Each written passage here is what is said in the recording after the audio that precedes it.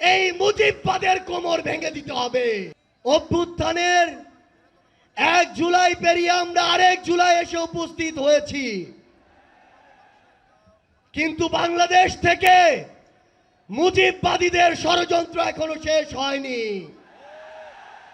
গোপালগঞ্জে এখনো মুজিববাদীদের আস্তানা ঘেরে রয়েছে।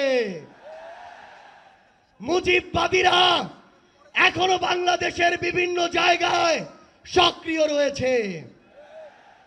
এই মুজিববাদ একটি আদর্শ, শুধু আইনিভাবে এই মুজিববাদের মোকাবেলা করা যাবে না। আমাদেরকে অর্থনৈতিকভাবে, রাজনৈতিকভাবে, সাংস্কৃতিকভাবে এই মুজিববাদের কোমর ভেঙে দিতে হবে। আমাদের মধ্যে রাজনৈতিক মতপার্থক্য থাকতে পারে, কিন্তু এই মুজিববাদের প্রশ্নে, এই স্বৈরাচারের প্রশ্নে অভ্যুত্থানের সকল শক্তিকে ঐক্যবদ্ধ থাকতে হবে। আমাদের নারীদের অধিকার আমাদের নিশ্চিত করতে হবে, আমাদের সংখ্যালঘু ভাই বোনদের অধিকার আমাদের নিশ্চিত করতে হবে।